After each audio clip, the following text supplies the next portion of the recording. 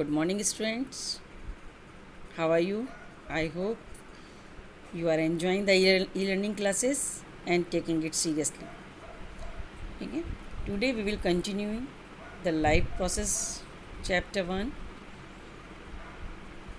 I have told you that the life process chapter included 4 life processes. In this chapter, 4 life processes included.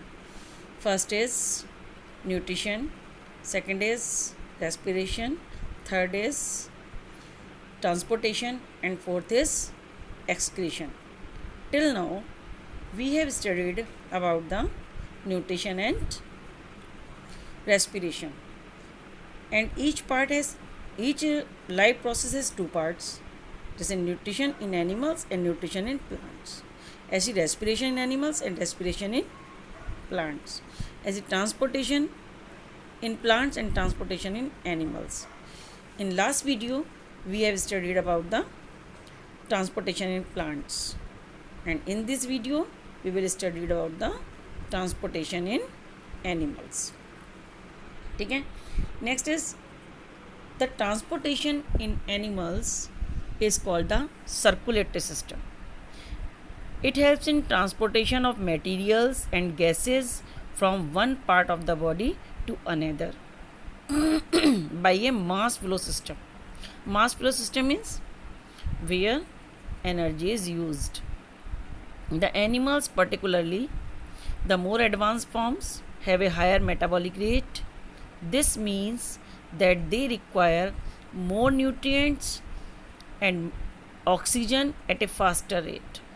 ठीक है, उन्हें nutrient की ज़्यादा ज़रूरत होती है. Body is big and movable and बहुत सारे लाइफ प्रोसेस के अंदर होते रहते हैं. जैसे कि प्लांट एक जगह पर स्टेबल होता है तो उसको ज़्यादा एनर्जी की ज़रूरत नहीं होती, but in animals more energy is needed.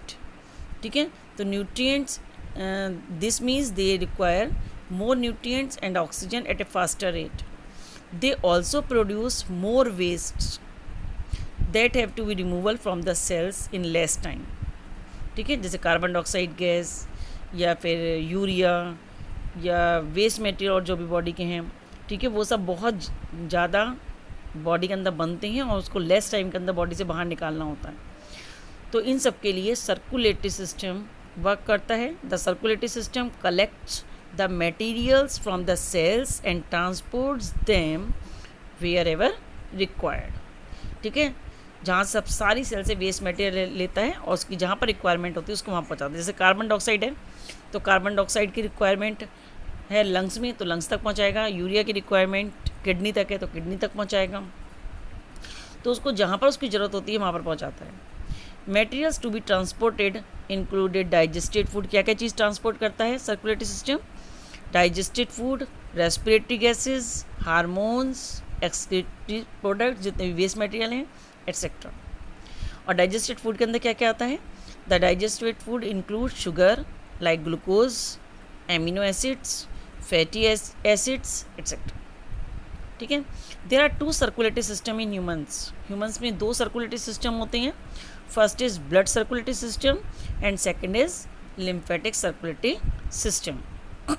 In this video we will study about the blood circulatory system और नेक्स्ट वीडियो में हम लिम्फेटिक सर्कुलेटरी सिस्टम पढ़ेंगे. ठीक है, अब ब्लड सर्कुलेटरी सिस्टम क्या होता है? ब्लड सर्कुलेटरी सिस्टम 3 चीज़ों से मिलकर बनता है. ठीक है, 3 चीज़ों से मिलकर बनता है. Transportation in human beings. Transportation in human beings, in human transport oxygen, nutrients, hormones and other substances to tissue.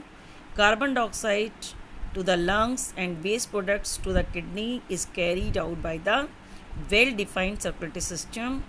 In lower organism, material is transported by diffusion. जैसे अमीबा है तो अमीबा लोअर एनिमल है, single cell का बना हुआ है, तो उसमें कोई भी सिस्टम नहीं होता. कोई बहुत दूर तक उसको कोई सब्सटेंस लेके नहीं जाना है तो उसके अंदर कोई सिस्टम नहीं होता है.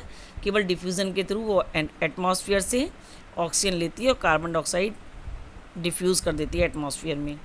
ठीक है, इसी तरीके से फूड भी एटमॉस्फेयर से लेती है और जो वेस्ट मटेरियल वो सीधे एटमॉस्फेयर में डिफ्यूज़ कर देती है. उसके अंदर कोई सिस्टम नहीं होता. ठीक है, the main component of transport system. अब मेनली हम ह्यूमन बींग्स के बारे में पढ़ेंगे. ठीक है, the main component of the transport system in human beings are the heart, blood and blood vessels. 3 चीज़ों से मिलकर के सर्कुलेटरी सिस्टम बनता है।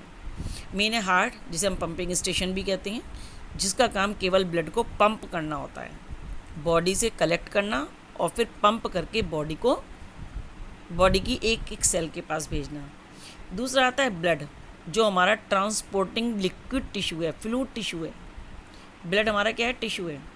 एंड ब्लड वेसल्स, जो पाइप लाइन्स हैं जिनके थ्रू हमारा ब्लड जो है वो एक जगह से दूसरी जगह पर जाता है।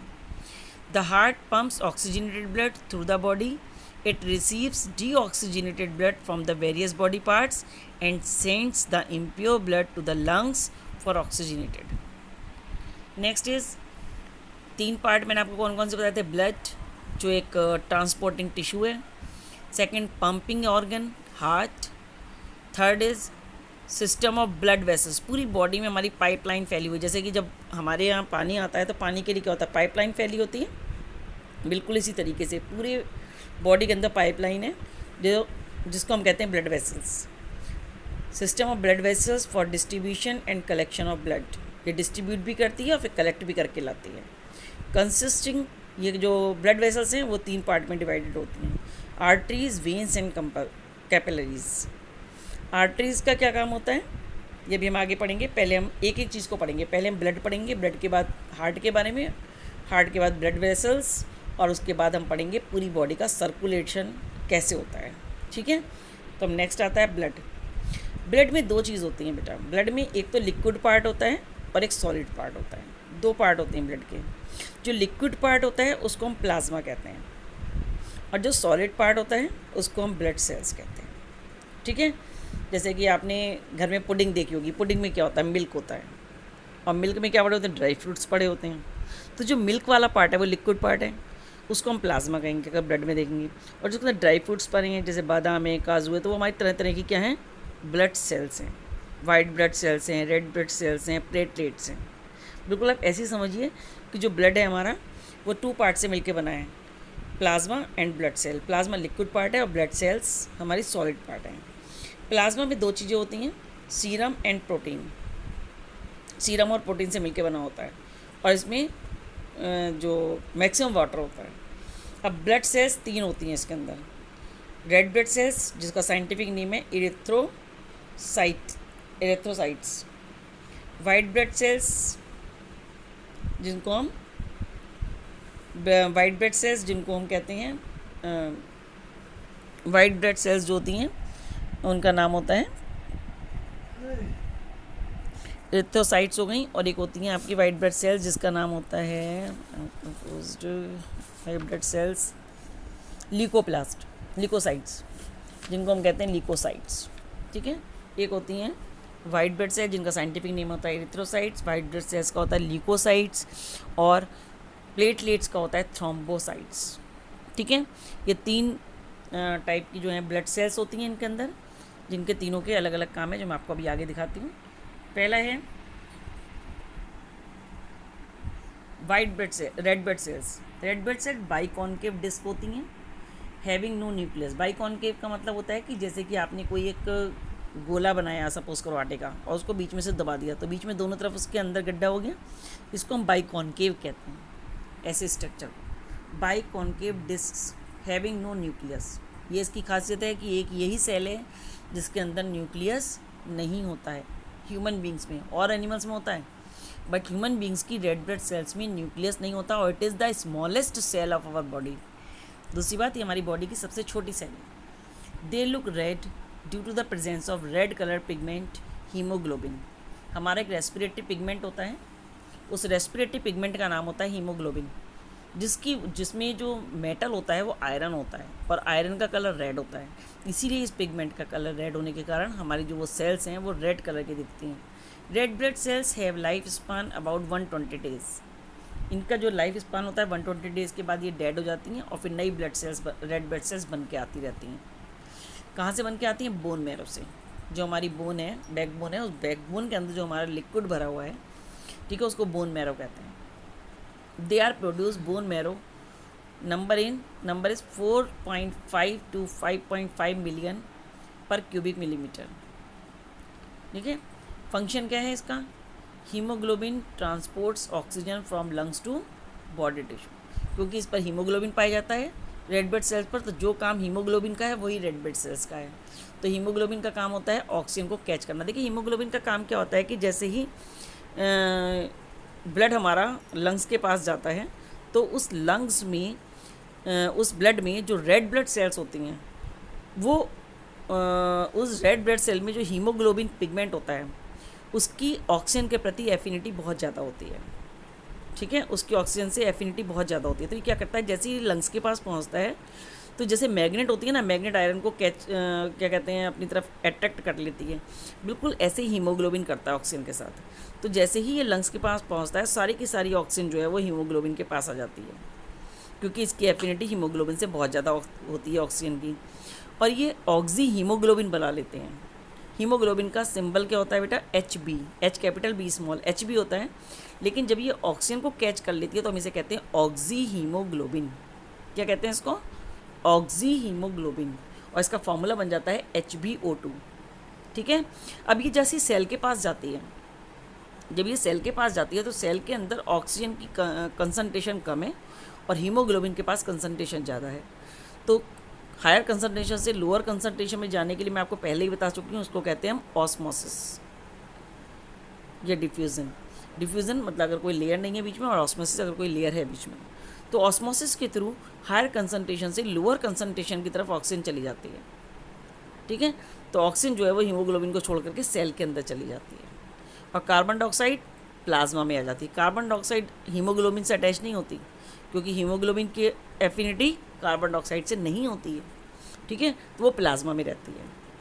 ठीक है, तो ये इस तरह से कार्बन डाइऑक्साइड ऑक्सीजन जो है वो हीमोग्लोबिन से अटैच हो जाती है।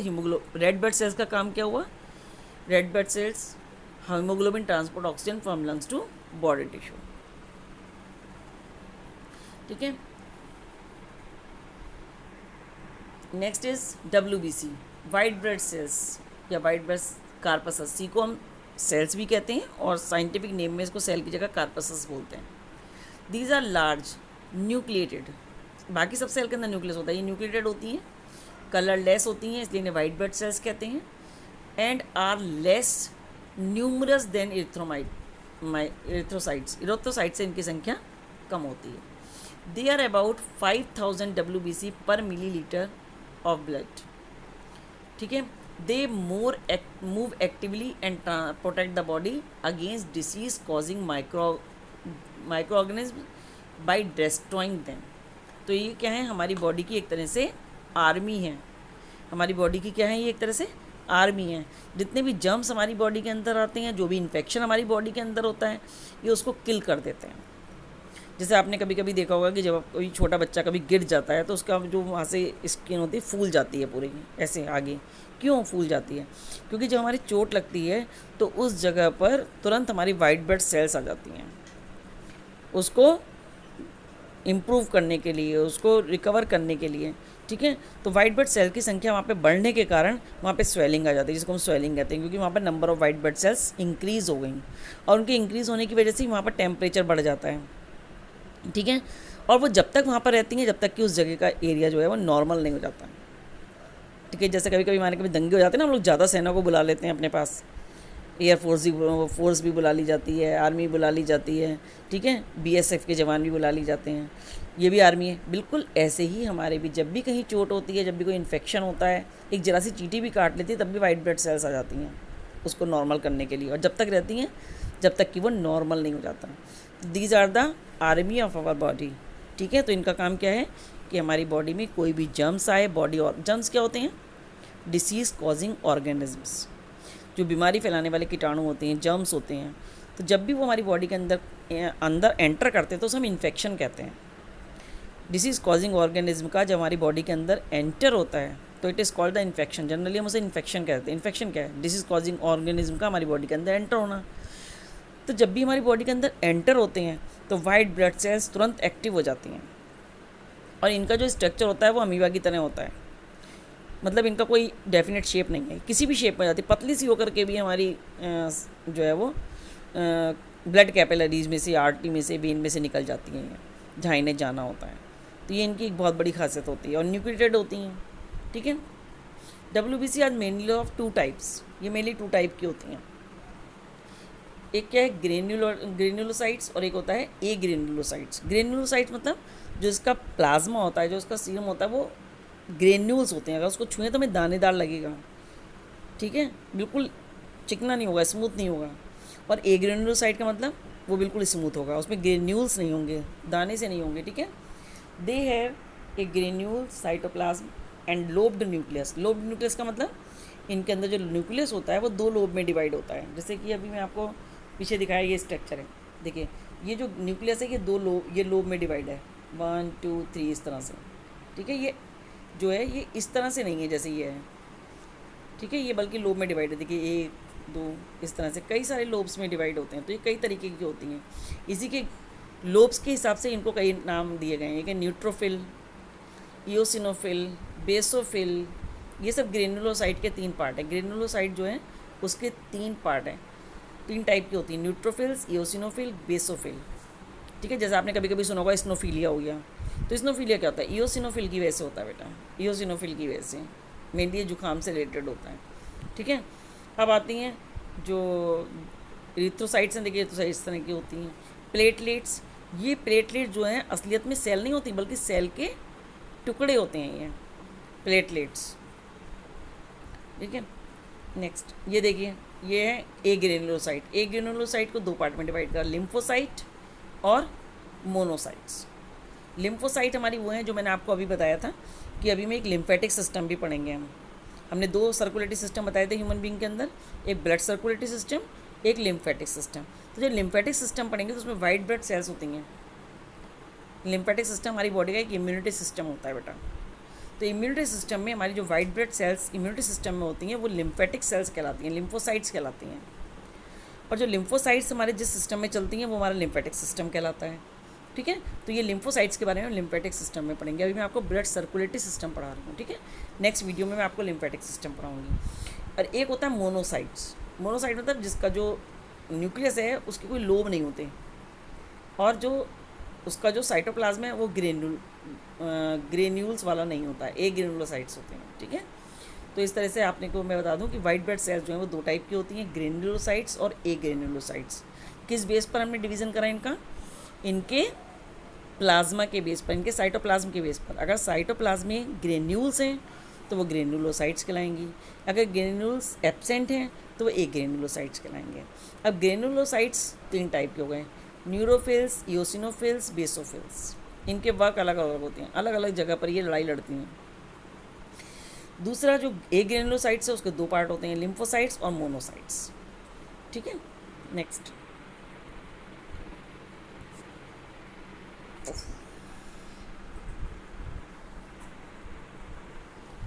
ठीक है। White blood cells are mainly of 2 types, granulocyte, एक ग्रेनुलोसाइट, यहाँ पे हम पढ़ चुके थे, ठीक है। अब आता है blood platelets. Blood platelets are rounded, colourless, biconvex and non nucleated blood cells which help in the coagulation of blood. They are called thrombocytes. मैंने आपको बताया था इनका नाम होता है थ्रोम्बोसाइट्स। इनका काम होता है ब्लड कोगुलेशन करना, ठीक है, ब्लड को जमाना। जैसे हमारे कभी चोट लग जाती है तो थोड़ी देर बाद हमारा जो ब्लड है वो अपने आप ही जम जाता है और निकलना बंद हो जाता है, बहना बंद हो जाता है, ठीक है। तो ये किसका काम होता है, प्लेटलेट्स का। जैसे ही हमारे कहीं चोट लगती है, हमारी ब्लड वेसल्स जो हैं वो एयर के कांटेक्ट में आती हैं, वैसे ही उस जगह पर जो ब्लड प्लेटलेट्स होती हैं ये एक प्रोटीन निकालती हैं और पोटेशियम आयन निकालती हैं, जिसकी वजह से थ्रोम्बोप्लास्टिन निकलता है। और थ्रोम्बोप्लास्टिन जो है वो एक नेटवर्क बना लेता है, उसमें फाइबर्स बनते हैं, थ्रोम्बोप्लास्टिन के फाइबर्स बनते हैं। वो फाइबर्स जो हैं वो जैसे कपड़े नहीं वीविंग होती है, एक हॉरिजॉन्टल और एक वर्टिकल साइड ऐसे करके, ठीक है। तो वैसा ही एक जाल बन जाता है, और उस जाल में जो पोर्स होते हैं वो इतने छोटे होते हैं कि हमारी बॉडी की सबसे छोटी सेल भी उसमें से नहीं निकल पाती। सबसे छोटी सेल कौन सी होती है, मैंने अभी बताई थी आपको, रेड ब्लड सेल्स। तो जब सबसे छोटी सेल नहीं निकल पाती तो बाकी सेल तो निकल ही नहीं पाएंगी। तो क्या होता है कि हमारा ब्लड अंदर ही रह जाता है, और जो वो नेटवर्क बन जाता है उसी को हम खुरंट कहते हैं, जो हमारी चोट पर जम जाता है, सूखने के बाद वो खुरंट बन जाता है, ठीक है। तो ये हमारी बॉडी का क्या है, कोगुलेटिंग सिस्टम है। ये कौन करता है, blood platelets, Thrombocytes, whenever you have a cut on your body, blood comes out. The bleeding is stopped after some time by the action of thrombocytes. ठीक है. And much smaller than that, या छोटी से छोटी cell को भी बाहर नहीं निकलने देते, जो मैंने अभी आपको बताया था. फिर आपका जो अभी देखे हमने 2 पार्ट के बारे में स्टडी की. पहला करा हमने किसके बारे में, ब्लड के बारे में. अब ब्लड के बाद सेकंड पार्ट आता है ब्लड वेसल्स, पाइपलाइंस, जिनमें से ब्लड होकर के गुजरता है. ठीक है. Blood flows through our body in a complex system of tubes called blood vessels. There are 3 types of blood vessels, arteries, capillaries and veins. Capillaries are the thinnest of the blood vessels and connect artery to veins. Capillaries, देखिए arteries जो होती हैं वो जो blood है, blood को heart से दूर लेके जाती हैं, हार्ट से बॉडी की तरफ लेके जाती हैं. उनका काम क्या होता है, they carry the blood from heart to the body parts, सारे बॉडी पार्ट्स को सप्लाई करती हैं. ठीक है. इनका काम, मेन बात आपको यही याद रखनी है. और वेन्स का काम क्या होता है, सारे ब्लड को कलेक्ट करके हार्ट में वापस लेके आना. ठीक है. तो क्या होता है, फिर से देखिए, artery brings the blood, carry the blood from heart to the body part, and veins brings the blood towards the heart. ठीक है. ध्यान रखिएगा, ये हार्ट की तरफ लेके आती है और वो हार्ट से दूर लेके जाती है. बस एक मेन जो है वो डिफरेंस ये है. डिफरेंस और भी है, एक डिफरेंस ये भी है कि जो आर्टरीज़ हैं ये कैसा ब्लड लेके जाती हैं, ऑक्सीजनेटेड, मेनली ऑक्सीजनेटेड. बट इसका में एक एक्सेप्शन केस है कि एक जो पल्मोनरी आर्टरी होती है वो डीऑक्सीजनेटेड ब्लड लेके जाती है. ठीक है. और जो वेन्स हैं वो कैसा ब्लड लेके आती हैं, डीऑक्सीजनेटेड. लेकिन एक वेन ऐसी है जो पल्मोनरी वेन है, वो ऑक्सीजनेटेड ब्लड लेके जाती है. It is a exception case. ये ज़रूर पूछा जाता है कि उस वेन का नाम बताइए जो ऑक्सीजनेटेड ब्लड ले जाती है, उस आर्टरी का नाम बताइए जो डीऑक्सीजनेटेड ब्लड लेके जाती है, क्योंकि ये एक्सेप्शन केस है. अब क्या होता है, ये आर्टरीज जब बॉडी पार्ट्स में जाती हैं तो ये कैपिलरीज में डिवाइड हो जाती हैं, जैसे कि हमने रेस्पिरेटरी सिस्टम में एल्वियोली के चारों तरफ भी पढ़ा था. ठीक है. अब ये आर्टरीज पहले डिवाइड होती हैं, उसके बाद फिर से कलेक्ट होती हैं, और कलेक्ट होकर फिर से वेन बन जाती हैं. तो इसलिए जो पूरा हमारा सर्कुलेटरी सिस्टम है ये क्लोज सर्कुलेटरी सिस्टम है, पूरा बंद है, कहीं से इस पर ब्लड बाहर नहीं निकलता. ठीक है. अभी मैं आगे आपको इसकी पिक्चर दिखाऊंगी, कैपिलरीज कैसे बनती हैं आर्टरी से और कैसे फिर ये वेन बनाती हैं. Difference between arteries and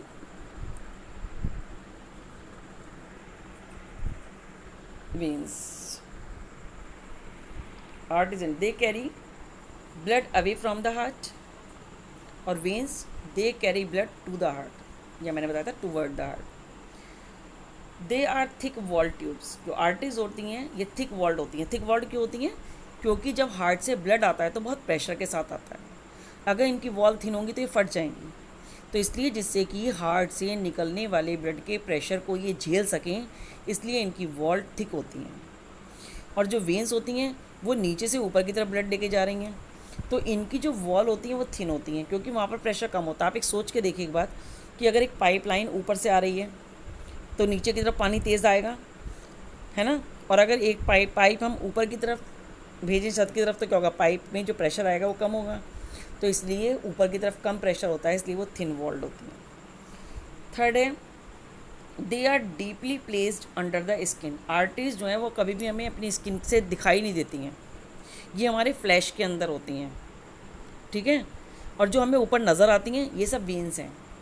veins surface पर होती हैं हमारी, और जो आर्टरीज होती हैं वो डीपली सिचुएटेड है हमारी बॉडी के अंदर, डीपली प्लेस्ड हैं under the skin. And blood moves under high pressure, और हाई प्रेशर में इनमें ब्लड आता है. ऐसी वेन्स का देखिए, वेन्स आर सुपरफिशियली मतलब हमारी स्किन के ठीक नीचे होती हैं. And blood does not move under pressure. Next है जो मेन, इसका देखिए जो एक मेन डिफरेंस ये भी है, they are no valves inside arteries. Arteries में कोई वॉल्व नहीं होता, क्योंकि वॉल्व का काम क्या होता है कि वो ब्लड को बैक फ्लो नहीं होने देते. जैसे जितना ब्लड ऊपर चढ़ गया उसको नीचे नहीं उतरने देंगे. तो अब आर्टरी में तो ब्लड ऊपर से नीचे आ रहा है, तो उसका उसमें बैक फ्लो होगा ही नहीं, तो इसलिए आर्टरीज में कोई वॉल्व नहीं होता है।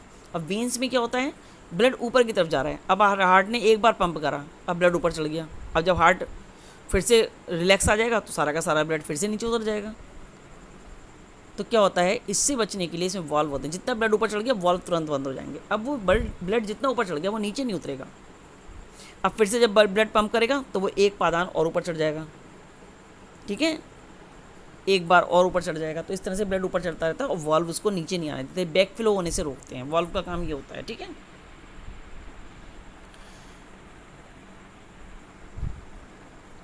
अब देखिए कैपिलरीज, कैपिलरीज देखिए कैसे होती है, मैंने आपको बताया था कि आर्टरीज हैं, ये देखिए जो रेड कलर की, देखिए जो हम ये होता है, ये हम ब्लड रेड और ब्लू दिखाया है। देखिए असलियत में ब्लू जो हमारा डीऑक्सीजनेटेड ब्लड होता है वो ब्लू कलर का नहीं होता, वो डार्क रेड होता है, थोड़ा ब्लैकिश कलर लिए हुए होता है। और जो ऑक्सीजनेटेड ब्लड होता है वो एकदम से शाइनी ब्लड रेड कलर का होता है, चमकदार रेड कलर का होता है। डायग्राम में अलग अलग दिखाने के लिए, जिससे कि आपको अलग से बता सकें, तो हम जो वो डीऑक्सीजनेटेड ब्लड है जो थोड़ा सा ब्लैकिश कलर का है उसको हम ब्लू कलर से शो करते हैं। आप ये मत समझ लेना कि हमने ब्लू कलर से शो करा तो ब्लू कलर का ही होता है, वो ब्लू कलर का नहीं होता, वो डार्क रेड होता है। बट डायग्रामेटिकली शो करने के लिए हम उसे ब्लू कलर से शो करते हैं। Clear it. अब देखिए आर्टरीज क्या हुई, पहले ये आर्टरीज कैपिलरीज में डिवाइड हुई, अब ये फिर से देखिए फिर से आपस में जुड़ने लगी और जुड़ करके फिर से वेन बना ली। ऐसी हर ऑर्गन में होता है, हर ऑर्गन में जा कर के पहले ये कैपिलरीज में डिवाइड होती है हर आर्टरी और फिर से वेन बन जाती है और ये सब वेन एक मेन वेन में मिला दी जाती है, ठीक है। अब capillaries are thin walled blood vessels and form a network of extremely tiny blood vessels. ये पता है ये कैपिलरीज कितनी पतली होती हैं, जितने हमारे हेयर होते हैं इतनी पतली होती हैं। इनके अंदर जो ब्लड जाता है वो बहुत हाई प्रेशर से जाता है, ठीक है। And form a network of extremely tiny blood vessels between arteries and veins. The walls of the capillaries are so thin, एक सिंगल सेल की बनी होती है इसकी वॉल, जिनसे डिफ्यूज़न हो सके, जिनसे ऑक्सीजन एक सेल से दूसरे सेल में जा सके। So thin that diffusion of gases and chemical substances take place very easily. Clear हो गई होगी आपको बात। नेक्स्ट आता है हमारा third point, heart, very important part, heart. The heart is a 4 chambered muscular organ. ये मसल्स का बना होता है, उन मसल्स को कहते हैं हम कार्डियक मसल्स। जिस मसल से हमारा हार्ट बना है उसको हम कहते हैं cardiac muscles. That pumps blood into the blood vessels. इसका काम होता है पंप करना। पंप कैसे करता है, कॉन्ट्रैक्ट रिलैक्स, कॉन्ट्रैक्ट रिलैक्स। एक बार ये कॉन्ट्रैक्ट होता है और एक बार रिलैक्स होता है, ठीक है, या फिर हम कह सकते हैं कॉन्ट्रैक्शन एक्सपेंशन, ठीक है। The pressure that this pumping generate is enough for the blood vessels to carry this blood to all parts of the body. The heart is able to do so by the rhythmic contraction and relaxation. Rhythmic contraction relaxation मतलब एक निश्चित सुल्ले ताल के साथ ही इसका contraction relaxation होता है, ठीक है, जिसको हम क्या कहते हैं, लब डब। जैसे हिंदी में इसको धक धक कहते हैं ना, इंग्लिश में कहते हैं लब डब, LUBBDUBB, लब डब, लब डब। इस तरह की आवाज़ हिंदी में धक धक कहेंगे तो इंग्लिश में इसको लब डब कहते हैं। These are known as the heart beat, और लब डब होने को ही हार्ट बीट कहते हैं। A normal heart beats about 60 to 80 times per minute. Normal heart beat जो है एक एडल्ट पर्सन की 60 to 80 टाइम्स पर मिनट होती है। बेबी जो होता है उसके अंदर ज़्यादा होती है। We can hear out heart beat with the help of an instrument. किस इंस्ट्रूमेंट से सुनते हैं, आपने सुना होगा, देखा होगा, जब डॉक्टर के पास आप जाते हो तो डॉक्टर कौन सा इंस्ट्रूमेंट लगाता है अपने कान में लगा के, आपके उस इंस्ट्रूमेंट का नाम क्या होता है, स्टेथोस्कोप, ठीक है। तो स्टेथोस्कोप से हम हार्ट बीट को सुन सकते हैं। As the heart beats and focus blood forces blood through our body, we would feel a throbbic sensation at any point. अगर आप हार्ट पे या अपनी वेन पर, जहाँ पर डॉक्टर देखता है, रिस्ट के पास, या फिर हम अपने यहाँ पर नी के इधर या नेक पर, हम इसके सेंसेशन को फील कर सकते हैं, क्योंकि यहाँ पर हमारे फ्लैश नहीं होता, ठीक है। Where an artery comes close to the surface, जहाँ पर क्लोज होती है सरफेस की वहाँ पर हम उसका सेंसेशन फील कर लेते हैं, वरना मैंने आपको बताया था कि डीपली प्लेस्ड होती हैं, लेकिन कुछ जगह पर ये ऊपर की तरफ होती हैं जहाँ पर हम इसको फील कर सकते हैं, सच एज रिस्ट, नेक और upper arm. This throbbic sensation is called the pulse. इस सेंसेशन को पल्स कहते हैं। देखिए सुन लीजिए, पल्स और हार्ट बीट एक ही चीज़ होती है, ठीक है। एक छोटा सा डिफरेंस है पल्स और हार्ट बीट के बीच में। अगर हम उसको हाथ से छू करके फील कर रहे हैं, लिसन केयरफुली, अगर हम उसको हाथ से छू करके फील कर रहे हैं जैसे डॉक्टर करता है, तो वो पल्स कहलाती है। और अगर उसी को हम कान से सुन रहे हैं तो वही पल्स हार्ट बीट कहलाएगी। अंडरस्टूड? उतनी ही होती है पल्स, उतनी ही हार्ट बीट होती हैं, लेकिन अगर हम सुन रहे हैं कान से तो हम उसको हार्ट बीट कहते हैं, और अगर हम हाथ से फील कर रहे हैं then it is called the pulse. Clear it? Counting your pulse rate is simply way to estimate how fast your heart is beating. ठीक है, तो it is the structure of heart. ठीक है बेटे, ये देखो हार्ट जो आपके ये सामने हार्ट रखा है, इसको इस तरह से नहीं देखेंगे। आप ये समझिए कि आप जैसे खड़े हो और आपके ये वाला जो पार्ट है, ठीक है, अगर ये वाला पार्ट है तो ये राइट कहलाएगा आपका। ये नहीं कि आप आमने सामने की तरफ का, ये वाला जो पार्ट है, ठीक है, ये पार्ट हमारा क्या कहलाता है? राइट। और ये पार्ट कहलाता है हमारा, ये राइट और ये लेफ़्ट। ठीक है, ये वाला पार्ट क्या कहलाता है? Right part. आप ऐसे अगर अपने हार्ट के अपने ऊपर ये इस हार्ट को रख के देखोगे तब आप इसको, ये आपके राइट साइड में आएगा और लेफ्ट साइड में आएगा। ठीक है, तो इसके देखिए 4 चैम्बर्ड हार्ट हैं। जो ऊपर वाले हार्ट चैम्बर होते हैं ये छोटे होते हैं। ठीक है, तो ये कहलाता है आपका ऑट्रियम, राइट ऑट्रियम या राइट ऑरिकल, दोनों नाम है। ऑट्रियम भी कह सकते हैं, ATRIUM, और ऑरिकल भी कहते हैं इसको। ठीक है, तो राइट ऑट्रियम और राइट ऑरिकल। ठीक है, उसके बाद राइट ऑरिकल और राइट वेंट्रिकल के बीच में वॉल्व लगे होते हैं। वॉल्व मतलब ये बंद होते रहते हैं, खुलते रहते हैं। ठीक है, तो ये नेक्स्ट है आपका राइट वेंट्रिकल। तो राइट ऑट्रियम और राइट वेंट्रिकल के बीच में जैसे 2 कमरे हैं, उनके दोनों कमरों के बीच में एक दरवाज़ा है। ठीक है, आप वो दरवाज़ा खोलोगे, बंद करोगे तो कमरे अलग हो जाएंगे, और खोल दोगे तो कमरे में कनेक्शन हो जाएगा। बिल्कुल इसी तरीके से काम करते हो, राइट ऑट्रियम राइट वेंट्रिकल। ठीक है, इसी तरीके से इधर देखिए दूसरी तरफ, इधर लेफ्ट ऑट्रियम लेफ्ट वेंट्रिकल। ठीक है, जो नीचे वाले ये वेंट्रिकल्स होते हैं थिक वॉल्ड होते हैं, क्योंकि जब सारा का सारा ब्लड इस पर आता है तो प्रेशर पड़ता है हार्ट पर। अगर ये थिन वॉल्ड होंगे तो हार्ट फट जाएगा। ठीक है, तो प्रेशर को झेलने के लिए ये थिक वॉल्ड होते हैं। इनकी वॉल देखिए थिक दिखाई गई है। अब ये दोनों पार्ट जो है राइट और लेफ्ट पार्ट को सेपरेट करने के लिए बीच में देखिए एक मसल्स की लेयर है, जिसको हम सेप्टम कहते हैं। क्या कहलाता है ये? सेप्टम। ये राइट और लेफ्ट पार्ट को हार्ट के क्या करता है? सेपरेट करता है। इसको सेप्टम कहते हैं। सबसे पहले आप देखेंगे ये पूरा एक हार्ट है, इस हार्ट के दो पार्ट में डिवाइड करने के लिए सेप्टम बना। सेप्टम ने इसको 2 पार्ट में डिवाइड कर दिया, राइट एंड लेफ्ट। अब हर पार्ट जो है राइट और लेफ्ट भी 2 पार्ट में डिवाइड हो गया। Right atrium right ventricle, left atrium left ventricle. तो टोटल कितने चैम्बर हो गए हार्ट में? 4 चैम्बर्स। ठीक है, right atrium right ventricle, left auricle left ventricle. ठीक है, और इनके बीच में वॉल्व्स होते हैं। वॉल्व का काम वही होता है बैक फ्लो होने से रोकना। ठीक है, अब देखिए क्या होता है। अभी अब मैं इसको सर्कुलेटरी नेक्सस में पढ़ाऊँगी आगे। अब देखिए एक हार्ट का ये डायग्राम है। ये मैंने आपको और क्लियर होने के 2-3 डायग्राम दिखा रही हूँ मैं आपको। ये देखिए ये हार्ट है, ये देखिए हार्ट का ये वाला पार्ट राइट ऑट्रियम, मैंने बताया था ऑट्रियम भी कहते हैं इसको, ऑरिकल भी कहते हैं। इसके बीच में ये वॉल्व है और ये बन गया राइट वेंट्रिकल। बीच में ये जो पिंक कलर का दिखाया है ये सेप्टम है, जो दोनों पार्ट को सेपरेट करता है। फिर आएगा लेफ्ट ऑरिकल या लेफ्ट ऑट्रियम लेफ्ट वेंट्रिकल। ठीक है, अब देखिए ये वाला स्ट्रक्चर बन गई, ये मसल्स हैं हार्ट की जो पिंक कलर की दिखाई गई हैं, ये सारी मसल्स हैं।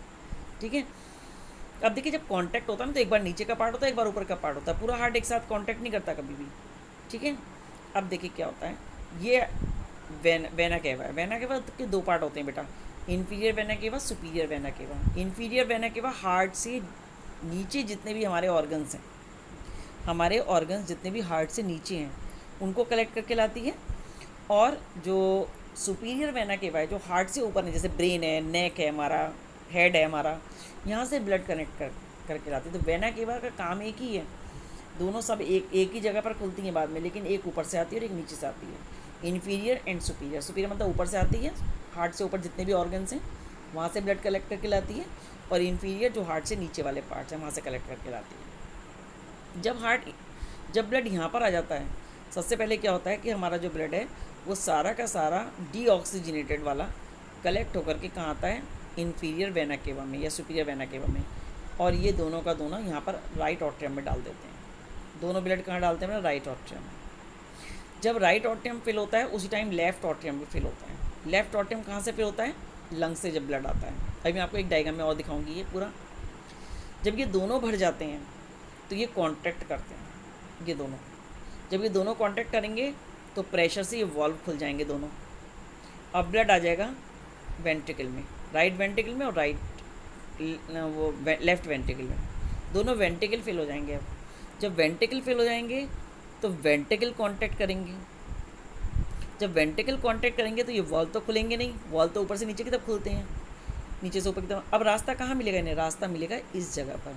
तो ये राइट वेंट्रिकल का जो रास्ता है वो जाता है पल्मोनरी आर्टरी। आर्टरी से क्यों कहा गया, जबकि इसमें डीऑक्सीजनेटेड ब्लड है, क्योंकि मैंने आपको बताया था आर्टरी वो होती है जो ब्लड को हार्ट से दूर ले जाती है, और यहाँ पे ये हार्ट से दूर ले जा रही है, इसलिए इसको आर्टरी बोला है। ठीक है, अब देखिए ये चले जाते हैं एक लंग्स में और ये चले जाता है दूसरे लंग्स में। ये दोनों लंग्स में चला जाता है आधा आधा ब्लड, आधा ब्लड इधर आधा ब्लड इधर। ठीक है, अब जब ये कांटेक्ट हुआ तो इसका ब्लड कहाँ गया, अब इसका ब्लड जाता है इस वाले के अंदर, ये कहलाता है एओर्टा। ये हमारी मेन आर्टरी है, जैसे ये मेन वेन है, ये मेन आर्टरी है, सबसे बड़ी आर्टरी है। फिर ये बार बार डिवाइड हो जाती है कई पार्ट में हर ऑर्गन में जाने के लिए, तो ये इसमें आ जाता है और यहाँ से ये चला जाता है हमारे बॉडी पार्ट्स में। ठीक है, आई समझे। अब क्या होता है जब ये लंग्स में जाता है, तो ये लंग्स में जाता है तो ये कहलाती है पल्मोनरी आर्टरी। अब लंग्स में ये क्या होता है, प्यूरीफाई होता है, और प्यूरीफाई होकर के ये पल्मोनरी वेन में आता है। अब पल्मोनरी वेन ब्लड डालती है यहाँ पर, इस जगह पर जो ये येलो कलर का डॉट दिखाया यहाँ पर, जैसे यहाँ पर आता है जिस टाइम उसी टाइम ठीक यहाँ पर आता है। ये दोनों एक साथ भरते हैं, फिर ये दोनों एक साथ भरते हैं। ठीक है, अब देखिए हाथ से बनाना कैसे आपको बनाना है। आपको ये तो बहुत डायग्राम हार्ड है, तो इसको मैंने हाथ से बनाया हुआ भी एक डायग्राम आपको दिखा रही हूँ, आपको कैसे बनाना है। ये देखिए, ये सिंपल वे है इसका बनाने का, आप सिंपल तरीके से ऐसे बना सकते हैं। ये आपने दिया वेना केवा, वेना केवा से right atrium, right ventricle, left atrium, left ventricle, बीच में सेप्टम आ गया, ये मसल्स आ गई। ठीक है, अब ये जो ब्लड जाएगा ये यहाँ पर जाएगा। ठीक है, ये क्या कहलाएगी, पल्मोनरी आर्टरी। ये लंग्स में लेके जाएगी ब्लड को, लंग्स फिर से कलेक्ट करके कहाँ लेके आएगा, पल्मोनरी वेन के थ्रू राइट ऑट्रियम में, फिर राइट ऑट्रियम से लेफ़्ट ऑट्रियम से लेफ़्ट वेंट्रिकल में, फिर जब लेफ़्ट वेंट्रिकल से जाएगा तो ये अओर्टा होगी, अओर्टा मीन्स मेन आर्टरी, और यहाँ से ये ब्लड कहाँ चला जाएगा, बॉडी में। तो आपको बनाना है तो आप इस तरीके से देख करके बना सकते हैं। ये मैंने आपको डायग्राम एक तरीके से। अब देखिए ब्लड सर्कुलेटरी सिस्टम क्या होता है, मैं आपको ये भी दो पिक्चर से दिखाऊंगी, ये मैं आपको रे डायग्राम से दिखा रही हूँ। ये जो हमने हार्ट दिया है, इस हार्ट को हमने एक सिंपल वे में दिखा रहे हैं आपको। ठीक है, हमने ये हार्ट की स्ट्रक्चर ले लिया वाला, हार्ट को हमने एक चौकोर शेप में बना दिया ऐसे रे डायग्राम में, इसका स्ट्रक्चर नहीं बनाया। ठीक है, तो यहाँ हमने right atrium, right ventricle, left atrium, left ventricle, बीच में सेप्टम दिखा दिया, बीच में क्या दिखा दिया, सेप्टम। ठीक है, अब रे डायग्राम से देखिए हमने कैसे दिखाया। ये सबसे पहले हम यहाँ से शुरू कर लेते हैं वेना केवा से। ठीक है, ये है main vein vena cava, deoxygenated blood. कैसा ब्लड आ रहा है इसमें, डीऑक्सीजनेटेड, गंदा ब्लड। इसमें कार्बन डाइऑक्साइड है, ऑक्सीजन ख़त्म हो गई है, सबसे सेल से कलेक्ट करके ला रहा है। ये बॉडी ऑर्गन है, अब बॉडी ऑर्गन से कलेक्ट करके ला रहा है और ये डाल देता है राइट ऑट्रियम। राइट ऑट्रियम से फिर राइट वेंट्रिकल में आता है। ठीक है, और जब राइट वेंट्रिकल वो होती हैं, क्या कहते हैं, कांटेक्ट करती हैं, तो ब्लड चला जाता है पल्मोनरी आर्टरी से होता हुआ लंग्स में। ठीक है, जब लंग्स से प्यूरीफाई हो जाता है ब्लड, कार्बन डाइऑक्साइड छोड़ देता है और ऑक्सीजन ले लेता है, तभी आ जाता है लेफ्ट ऑट्रियम में। कौन सी वेन के थ्रू, पल्मोनरी वेन के थ्रू। ये डायग्राम ज़्यादा अच्छा है, इसको इस रे डायग्राम को काफ़ी पूछा जाता है। ऑक्सीजनेटेड ब्लड में आता है, ऑक्सीजनेटेड ब्लड आता है, ऑक्सीजन ब्लड आता है लेफ्ट ऑट्रियम में, लेफ्ट ऑट्रियम से लेफ्ट वेंट्रिकल में। जब लेफ्ट वेंट्रिकल कांटेक्ट होता है देन ब्लड चला जाता है बॉडी ऑर्गन में एओर्टा से। ठीक है, ये फुल सर्कुलेटरी सिस्टम है। ठीक है, अब इसको देखो, मैं हार्ट के स्ट्रक्चर के रूप में आपको दिखाती हूँ। ये देखिए,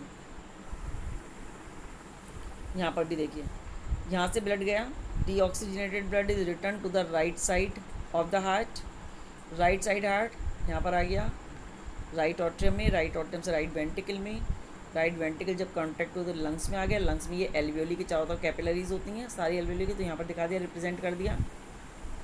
फिर ये आ गया यहाँ पर, ये कौन सी बन गई है, पल्मोनरी वेन। पल्मोनरी होती है, पल्मोनरी का मतलब लंग्स, पल्मोनरी वर्ड होता है लंग्स के लिए, और चूंकि हार्ट की तरफ ला रहा है ब्लड इसलिए वेन है। ये भी लंग्स की तरफ ले जा रही है इसलिए पल्मोनरी कहलाएगी, और ये हार्ट की से दूर लेके जा रही है इसलिए आर्टरी कहलाएगी। तो यहाँ पर आ गया ब्लड पल्मोनरी लेफ़्ट साइड में, लेफ़्ट ऑट्रियम में, फिर लेफ़्ट वेंट्रिकल में, फिर जब लेफ़्ट वेंट्रिकल स्क्यूज़ करेंगे तो ये आ जाएगा बॉडी ऑर्गन्स में, और फिर कैपिलरीज, और फिर इस तरह से सर्कुलेट करता रहता है। और ये यहाँ पर देखिए कैपिलरीज का दिखाया सेल्स में, कैपिलरीज सेल को ऑक्सीजन डिफ्यूज़ करती हैं सेल से, सेल को, और वहाँ से कार्बन डाइऑक्साइड ले लेती हैं। क्लियर? आई होप कि आपको समझ में आ गया होगा ये काफ़ी कुछ।